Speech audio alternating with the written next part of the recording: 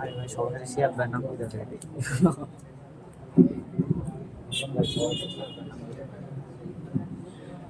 السلام عليكم ورحمة الله وبركاته.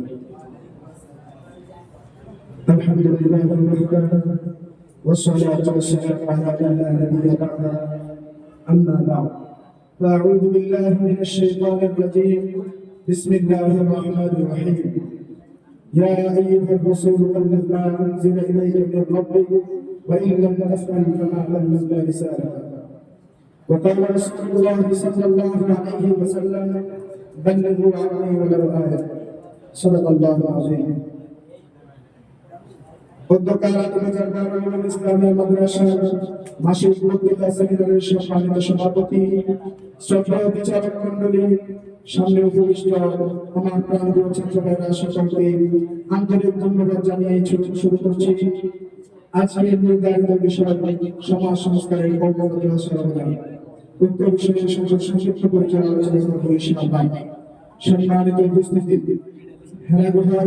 বাংলাদেশের মাধ্যমে রাসূলুল্লাহ সাল্লাল্লাহু আলাইহি ওয়াসাল্লাম ইলমে ওয়াহীর যে সুমহান ধারা লাভ করেছিলেন তার প্রশিক্ষণের নিমিত্তে মসজিদে নববীতে কওমি মাদ্রাসা গড়ে করা হয়। যার উস্তাদ ছিলেন বিশ্বনবী মুহাম্মদ রাসূলুল্লাহ সাল্লাল্লাহু আলাইহি ওয়াসাল্লাম। তার পবিত্র শাসনের লাভ করে সাহাবাগণ সোনার মানুষে পরিণত হয়েছিল। কওমি মাদ্রাসা সেখান থেকে তার সূচনা হয়েছিল। যার আলো ছড়াচ্ছে দিগন্তে যে কওমি মাদ্রাসা অবদান রাখছে সমাজের প্রতিটি সংস্কারের ক্ষেত্রে।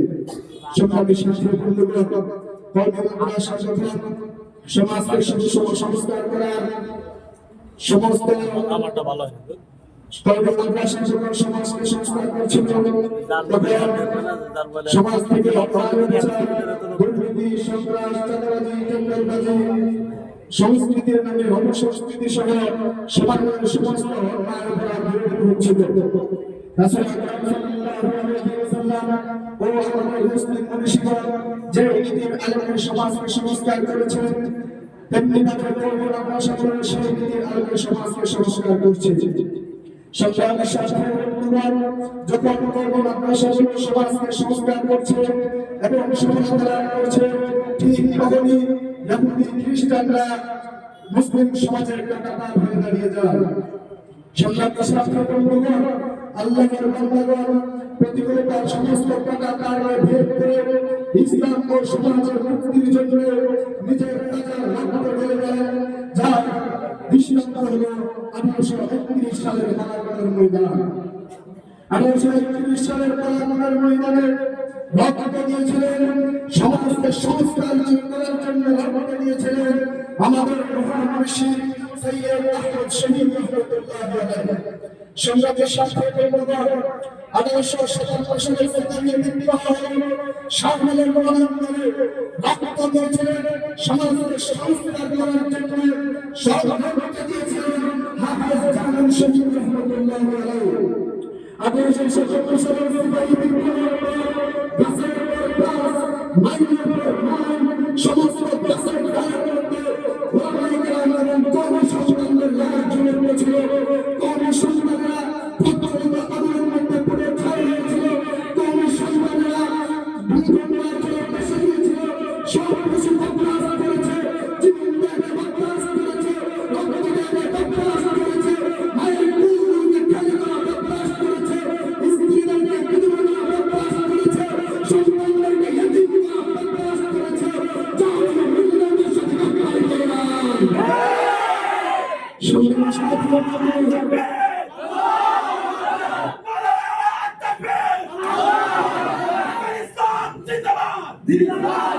সংগ্রামের সাথে এই আলেম সমাজ প্রতি বছর মানুষের জন্য জাতীয় বিজ্ঞানের জন্য রক্ত দিয়ে আসছে।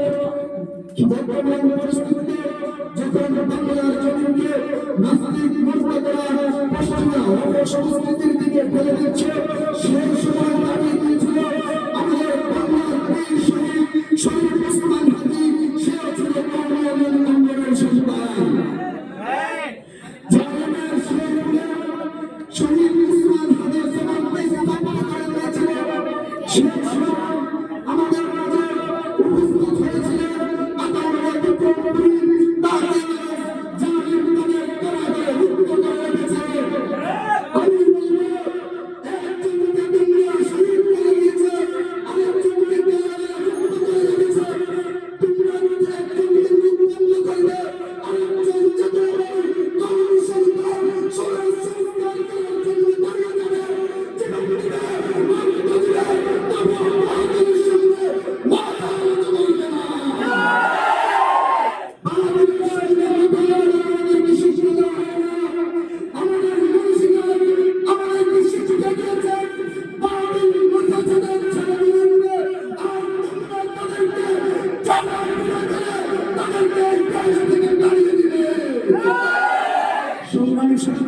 বন্ধুগণ, এই সেই মাদ্রাসা যার থেকে আমরা আমাদের স্বাধীনতা সর্বভৌমত্ব এবং আমাদের সমাজকে সংস্কার করার জন্য সমস্ত প্রাকৃতিক পরিবেশের মধ্যে আমরা আমাদেরকে উপস্থিত রাখি।